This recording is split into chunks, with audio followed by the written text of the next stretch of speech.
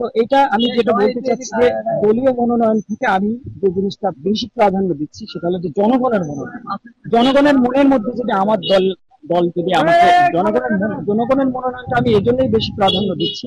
জনগণ যদি আমাকে সাপোর্ট দিয়ে দেয়, দল অবশ্যই আমাকে এবং যদি জনগণ আমাকে সাপোর্ট দিয়ে দেয়, তারেক রহমান এখানে যে জাতীয় ধানের শীষের মনোনীত প্রার্থী করবেন, ঠিক আছে, অবশ্যই আগামী দিনে ধানের শীষের প্রতিক্রিয়া দিয়ে আসবে, তার বিজয় একদম সুনিশ্চিত। বাংলাদেশ জাতীয়তাবাদী দল বিএনপির ভারপ্রাপ্ত চেয়ারম্যান ও আগামী দিনের রাষ্ট্রনায়ক তারেক রহমান কর্তৃক ঘোষিত রাষ্ট্র কাঠামো মেরামতের ৩১ দফা কর্মসূচি বাস্তবায়ন করতেই আমি জনতার সেবক হয়ে কাজ করছি। আমরা জনতাকে বোঝানোর চেষ্টা করছি, এজন্য মানুষের দ্বারে দ্বারে যাচ্ছি, তারেক জিয়ার কথা মানুষকে বোঝাচ্ছি।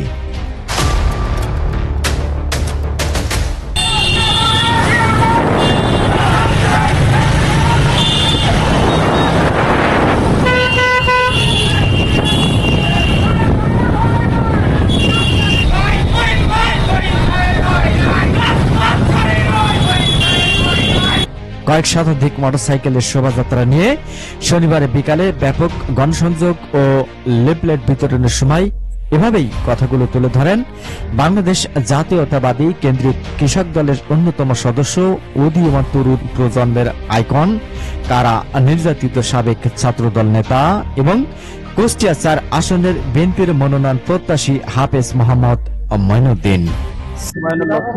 আমি এই মনোগ্রাম এবং একতারপুর এবং বেতবাড়িয়া ইউনিয়নের সাধারণ মানুষের কাছে আমি আমাদের রাষ্ট্রনায়ক, আগামী দিনের রাষ্ট্রনায়ক দেশনায়ক জনাব তারেক রহমানের পক্ষ থেকে সালাম দিতে এসেছি এবং আমাদের দেশনেত্রী বেগম খালেদা জিয়ার পক্ষ থেকে সালাম দিতে এসেছি এবং বাংলাদেশ জাতীয়তাবাদী কৃষক দলের পক্ষ থেকে আমি এই আপামর সাধারণ জনগণের মাঝে তারেক রহমানের একটি মেসেজ দিতে এসেছি।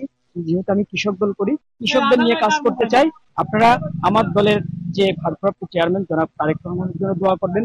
উনি যেন খুব তাড়াতাড়ি বাংলাদেশে এসে একটি সুন্দর একটি রাষ্ট্র নির্মাণ করতে পারেন এবং এই জন্যই আমি মূলত এই সাধারণ গ্রামে এসে আমি আমার নেতার যে ৩১ দফার যে মেসেজ, এই মেসেজটা আমি একদম প্রত্যন্ত অঞ্চলে আমি পৌঁছে দিতে এসেছি।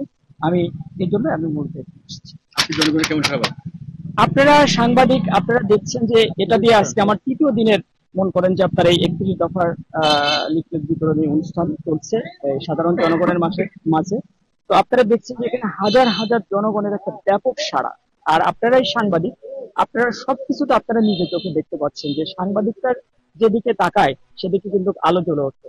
আপনারা এই বিষয়টা হয়তো বুঝতে পারছেন যে জনগণের কি পরিমাণ একটা সাড়া আমার প্রতি, সেটা আপনারাই বিশ্লেষণ করবেন, আপনারাই আমাকে জানাবেন, বা জনগণের সাড়া দেখে আপনারাই বুঝতে পারছেন যে আগামী দিনে আসলে খুবসা কুমারখালীতে কি হতে যাচ্ছে।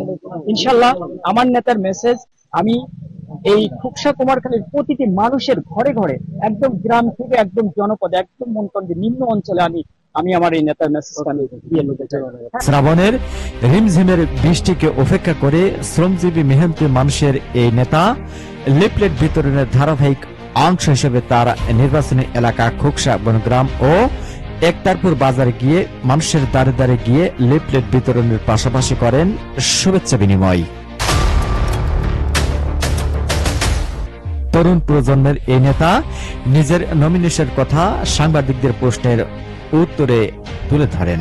আচ্ছা, অ্যাকচুয়ালি মনোনয়নটা এখানে কোনো বিষয় না। আমি আগে দলের মনোনয়ন থেকে আমি যে জিনিসটা বিশেষভাবে চিন্তা করছি সেটা হচ্ছে আমাদের নেতার যে সালাম, আমাদের দেশনেত্রী বেগম খালেদার যে সালাম, এটা আমি একদম গ্রাম থেকে গ্রাম প্রত্যন্ত অঞ্চলে পৌঁছাই দিচ্ছি। জনগণ যদি আমাকে মনোনয়ন এই স্থানীয় ভাবে দিয়ে দেয়, দল অবশ্যই আমাকে মনোনয়ন দেবে। তো এটা আমি যেটা বলতে চাচ্ছি যে দলীয় মনোনয়ন থেকে আমি যে জিনিসটা বেশি প্রাধান্য দিচ্ছি সেটা হলো যে জনগণের মনোনয়ন। জনগণের মনের মধ্যে যদি আমার দল দল যদি আমাকে জনগণের মনোনয়নটা আমি এই জন্যই বেশি প্রাধান্য দিচ্ছি।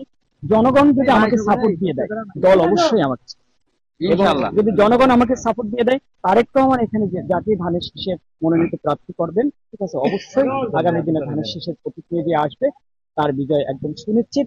এবং এছাড়াও আমি যে জিনিসটা বলতে চাই সেটা হলো যে আপনাদের মাধ্যমে স্পষ্ট মেসেজ দিতে চাই, আমাদের দল থেকে যাকেই মনোনয়ন দেওয়া হোক না কেন, আমরা একদম সবাই মিলে সবাই মিলে কাঁধে কাঁধ মিলে আমরা সেই প্রার্থীকে আমরা ইনশাল্লাহ বিজয় করব।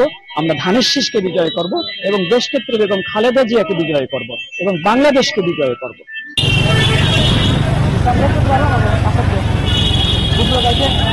মোহাম্মদ রফিক, আর কে নিউজ 24।